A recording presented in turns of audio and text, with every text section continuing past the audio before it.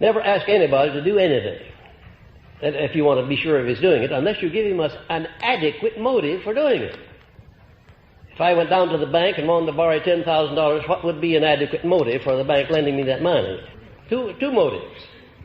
All of them under the heading of desire for financial gain.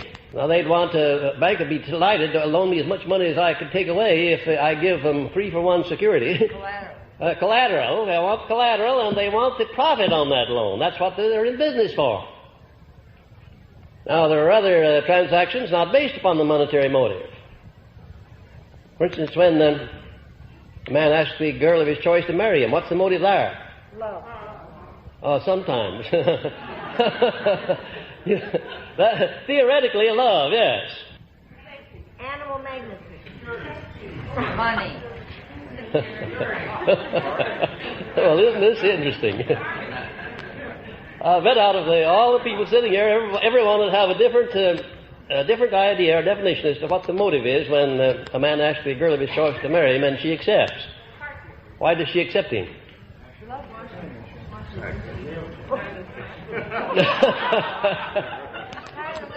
I want to tell you that when my father brought my stepmother home, he was just a farmer. He never had on a white shirt or a tie. He was afraid of white shirts and ties. He wore blue cotton shirts. And my stepmother was a college woman. She was well educated, and they were as different as the North Pole and the South Pole. And I wondered all of my life until one day just how he happened to be able to sell himself to her. Of course, she cleaned him up and put a white shirt on him and made him look like somebody, but nevertheless, it took her quite a little while to do it. And she finally got him into the money, and he became an outstanding man. And at that point, I said to her one day, oh, how in the world did my father, I remember what he looked like and what he talked like. He abused the Queen's English. Says, I seen him coming and I've done my duty and all that sort of thing. I said, how in the world did he ever sell himself to you? What was the motive? She said, well, I'll tell you. First of all, I recognized that he had good blood in his veins and that he had possibilities, and I believed that I could bring them out. And she did bring them out.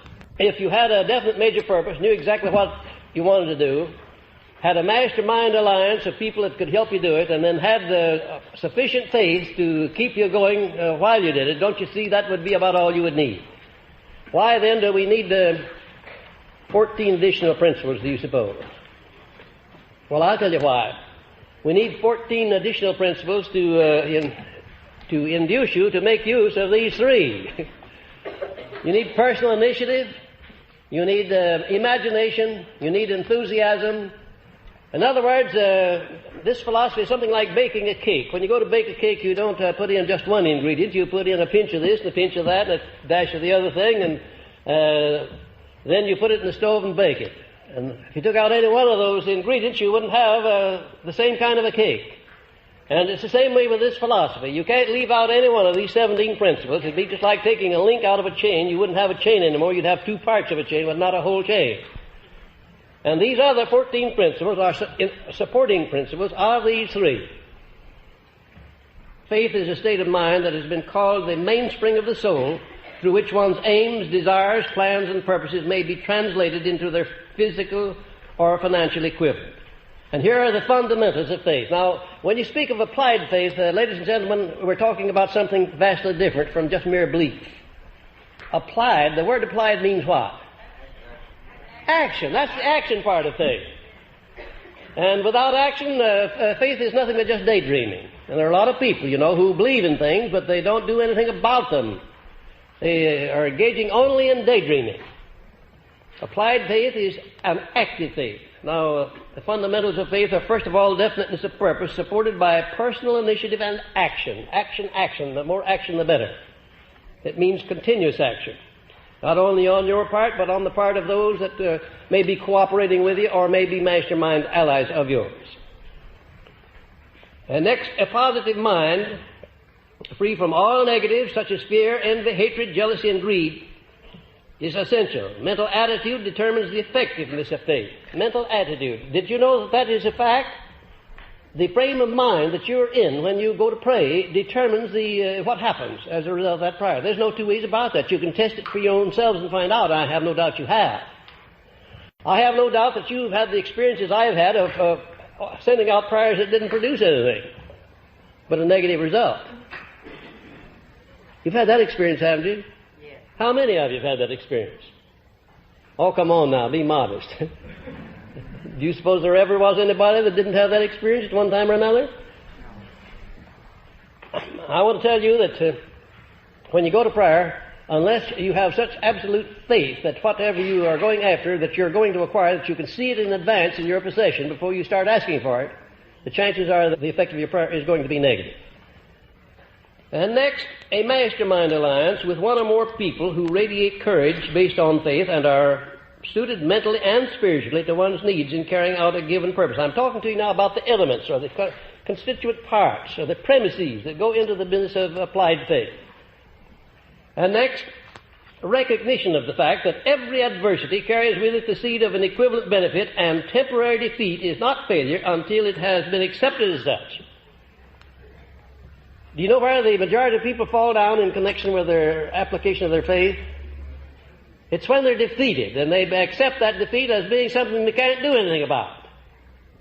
Instead of beginning immediately to search for that seed of an equivalent benefit that's in every defeat, they become moody and broody. They become discouraged. They build up inferiority complexes instead of reversing that order and using that defeat as nothing more than temporary and making another effort.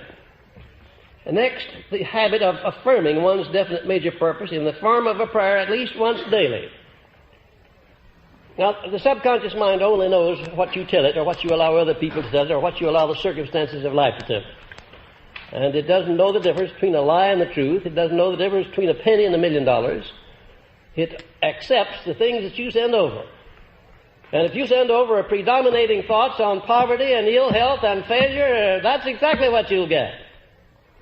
No matter how much faith that you may have later on, you find out that the subconscious responds to the mental attitude that you're maintaining during the day. And it's necessary for you to affirm over and over again the objects that you are going to attain in life until you educate your subconscious mind to attract automatically to you the things that are related to what you're aiming to attain in life. You'll find that your mind is like an electromagnet. And once you charge it with a clear picture of what you want, it'll attract to you from the highways and the byways the things that you need to carry out that purpose.